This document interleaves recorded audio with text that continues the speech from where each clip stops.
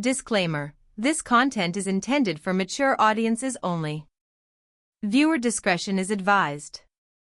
It started on an ordinary afternoon, sunlight spilling softly through the curtains, music playing low, and the sound of footsteps echoing down the hallway.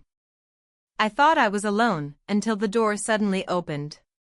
His eyes froze, confusion flickering across his face before either of us could say a word. It wasn't what he saw that made the moment unforgettable, it was the silence that followed. The way the air shifted. The way time seemed to stop between two people who didn't know what to say. From that day, something changed. The way we talked. The way we avoided each other, or maybe tried too hard not to. Every glance carried a question neither of us could ask. Every pause felt louder than words. I kept replaying that moment, wondering, was it just an accident? Or did fate play a cruel trick that neither of us could undo? I tried to forget, to act normal, but every time our paths crossed, the memory came back stronger. Sometimes life gives you moments that test what's right and what feels real.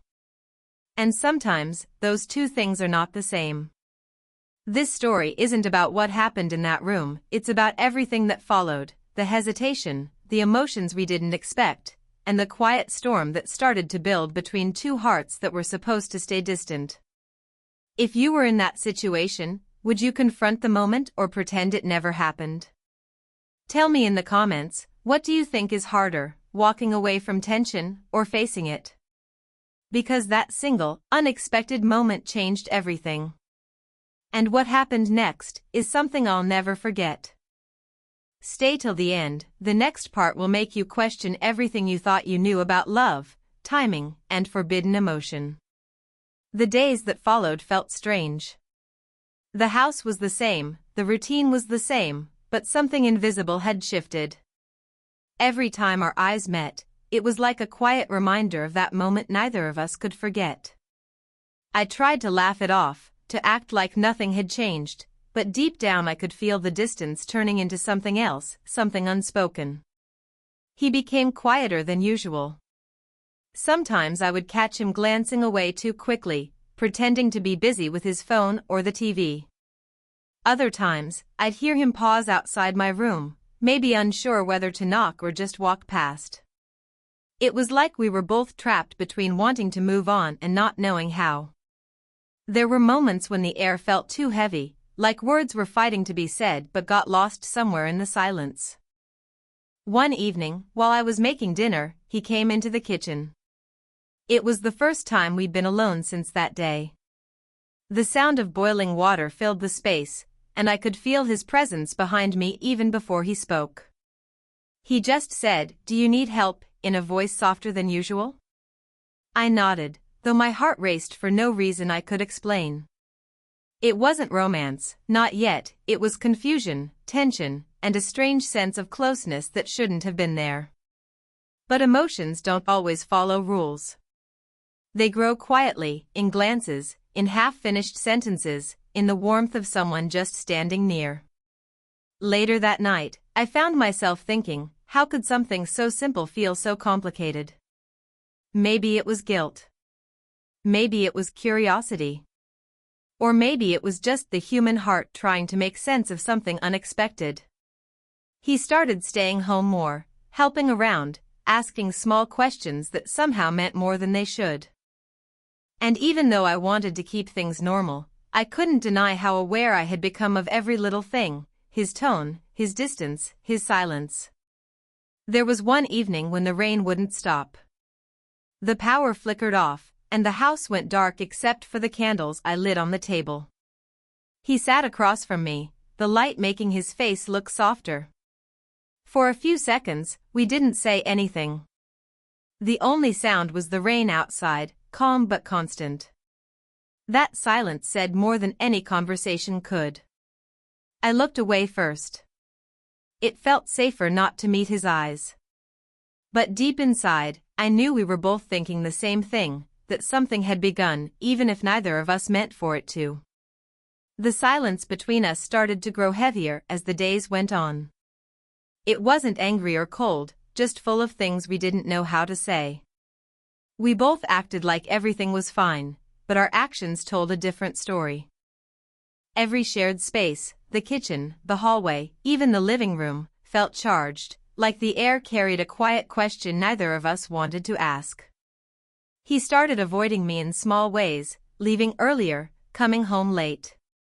But when we did cross paths, there was a strange energy that lingered long after the moment passed. It wasn't attraction exactly, it was confusion mixed with curiosity. I could see it in the way he hesitated before speaking, or how his eyes searched my face like he was trying to read my thoughts.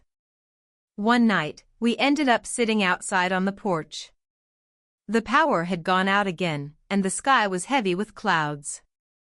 We didn't plan to talk, but somehow the silence pulled us closer to honesty. He told me he'd been struggling lately, feeling out of place, unsure about his future. I listened quietly, feeling a wave of empathy. Maybe that was the moment things started to shift. It wasn't about what had happened before, it was about what we understood now. The tension became emotional more than anything else.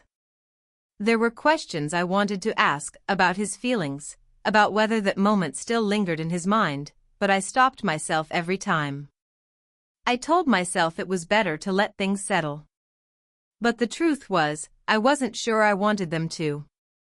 Around that time, a new person entered the picture, someone from his college, a girl who seemed bright, confident, and genuinely kind. I noticed the way he smiled when her name came up, the way he texted more often. And for reasons I didn't want to admit, it bothered me. It shouldn't have, but it did. Maybe I had grown too attached, too protective, or maybe something deeper was starting to take shape without me realizing it. One evening, when she came over to study, I watched them from across the room. They laughed easily together. I smiled too, pretending not to notice how it stung a little. That night, I asked myself, when does care turn into something else? When does a bond cross a line, even if no one means for it to? We were both walking a fine line, one built on mixed emotions and quiet restraint. Nothing wrong had happened, yet everything felt dangerously close to changing. The days that followed felt like walking on thin ice, every moment seemed one breath away from cracking open everything we'd tried to hold together. Things at home looked normal on the surface, but underneath, it was all tension and unspoken questions. We both pretended not to notice, yet somehow every word, every pause, carried a different meaning now. He had started spending more time outside again, but each time he returned, the silence between us seemed louder. It wasn't the distance that hurt, it was the familiarity that had suddenly become uncertain. There was warmth still there, but it had turned fragile, like a secret waiting to be discovered. One evening, it rained harder than it had in weeks. The roads outside were flooding, and thunder echoed through the walls. He came home late, soaked and quiet. I handed him a towel, and for a moment, our hands brushed. It was nothing, really, just a second, but it felt like that tiny touch pulled every buried feeling to the surface. Neither of us spoke. We just stood there, both trying to look away, both failing to hide what we felt. After that, everything felt different. Even simple conversations felt heavier, like every word had something else behind it. The tension wasn't loud, it was quiet, almost tender, and that made it more dangerous. I kept telling myself it was just care, just concern, but my heart didn't always listen. The next day, the girl from his college showed up again. She brought food, laughed at the door, and he seemed happy to see her. I smiled politely, but inside, something twisted. Not out of jealousy, but from the realization that maybe this was my sign to step back, that maybe I had started caring in ways I shouldn't. Still, when I watched him walk her out that evening, a strange ache stayed behind. Later that night, he came to my room. He didn't say much, just stood there like he had something on his mind but couldn't form the words. The storm outside was still raging, wind slamming against the windows. I could see the hesitation in his eyes, that same hesitation I felt. For a second, everything seemed to stop, the thunder, the rain, even time itself. It was the kind of silence that comes before something changes forever. But then he just said softly, "We need to talk." Those words lingered in the air, heavier than anything else. I didn't know if I was ready to hear what he wanted to say, or if I even wanted to. Because deep down, I knew whatever came next would change everything. The storm outside hadn't stopped when he said those words. "We need to talk." Simple, calm, but heavy enough to make my chest tighten. I nodded, pretending I was ready, though every part of me wanted to run. The candlelight flickered between us, shadows dancing on the wall as if even the house was holding its breath. He looked uncertain, his voice barely above the sound of the rain. "I don't know how to say this," he started, his eyes searching mine. For a moment, I thought I knew what was coming, that he was going to talk about that day, about everything we'd been avoiding. But instead, he said something that caught me completely off guard. "I'm leaving." I froze. "Leaving?" He nodded. "There's an internship in another state. It's sudden, but it's a big opportunity. I wasn't sure if I should go, but I think I have to." The words hit harder than I expected. I wanted to be happy for him, proud even, but all I felt was the quiet ache of something slipping away. It wasn't about what had or hadn't happened between us. It was about the connection, the unspoken bond that somehow made ordinary days feel less empty. I tried to sound calm. "That's great news," I said, forcing a smile. But he didn't smile back. He just looked at me, eyes soft, full of something I couldn't quite read. "I didn't tell you before because I didn't know how," he said slowly. "It feels wrong to leave without saying what's really been on my mind." The room seemed smaller suddenly, the air thicker. I didn't move. "Then say it," I whispered.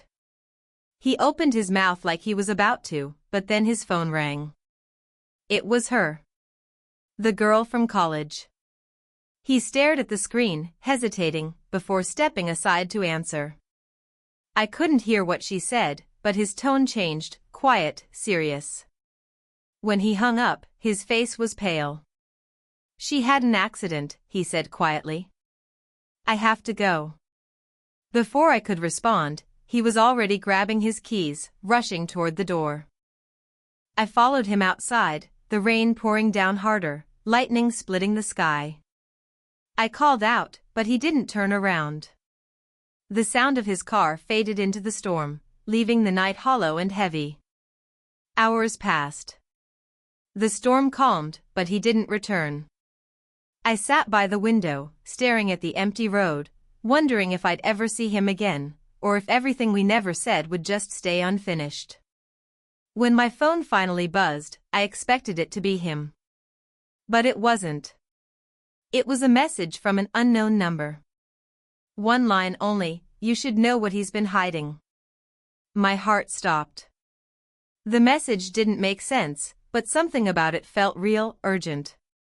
I read it again and again, my mind spinning with questions. Who sent it? What did they mean? And what was he hiding from me? The rain had stopped by morning, but the unease hadn't. The message from that unknown number kept replaying in my mind, "You should know what he's been hiding." I tried to shake it off, telling myself it was probably a mistake or a prank. But deep down, I knew better. Something didn't feel right. Hours passed and still no call, no message from him. I couldn't take the silence anymore, so I decided to go to the hospital where his friend had been taken. When I arrived, the lights of the emergency ward glowed pale against the gray sky. I asked for her name at the counter, but the nurse gave me a puzzled look. "She was treated and discharged early this morning," she said. He took her home. Confused, I stepped outside to call him again. This time, he answered. His voice was quiet, almost distant. "I'm okay," he said. She's fine too. Then a pause. We need to talk, but not over the phone. Something in his tone made my chest tighten. When he arrived that evening, his clothes were still damp, his face pale, his eyes tired but determined. He sat down across from me, silence stretching between us. I didn't tell you the whole truth, he said finally. The internship, it's not just in another state. It's abroad. I've been accepted for a year-long program. I didn't know how to tell you because leaving doesn't feel right. The words hit hard, not because of distance, but because of what they meant. He had already decided, and part of me knew this was goodbye. Why didn't you just say it? I asked quietly. I thought if I said it, it would feel real, he admitted. And I didn't want to lose what we had here. Even if we never talked about it, I felt it. For a long time, neither of us spoke. It wasn't anger or regret that filled the silence, it was acceptance. Some connections aren't meant to last forever, they're meant to teach you something before life pulls you in different directions. He stood up, eyes glimmering under the dim light. I'll be leaving tomorrow, he said softly. But there's something else you should know. He took a folded paper from his pocket and placed it on the table, a copy of the message I had received. I got the same text, he said. Only mine said, she deserves to know what you're hiding too. I looked at him, heart racing, but before I could ask, he smiled faintly. Maybe some things are better left unsaid, he whispered. And then he left, quietly, without looking back. The next morning, I deleted the message. Some truths, I realized, aren't about finding answers, they're about letting go. After he left, the house felt different, quieter, emptier, but peaceful in a strange way. His absence echoed through every corner, yet it didn't hurt the way I thought it would. Maybe because deep down, I knew it had to happen. Some stories aren't meant to end with a promise, some just end with understanding. For the first few days, I caught myself looking at the door whenever I heard a car outside, expecting him to walk in again. But time has its way of softening even the sharpest memories.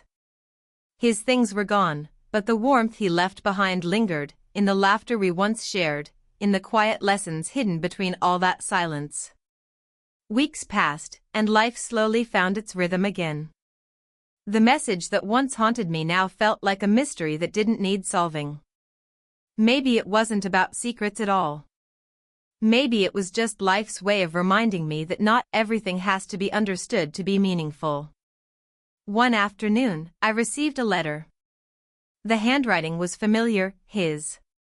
Inside was a single line, "Thank you for being my calm in the middle of everything." No explanations, no promises, just gratitude. I smiled, realizing that was all the closure I needed. Sometimes love isn't about possession or confession. It's about timing, growth, and the courage to walk away when holding on might hurt more. The connection we shared didn't vanish, it simply became a quiet memory that would always mean something, even if the world never knew the full story. So, in the end, there was no grand goodbye, no dramatic ending, just peace. The kind that comes when you stop asking why and start accepting what is.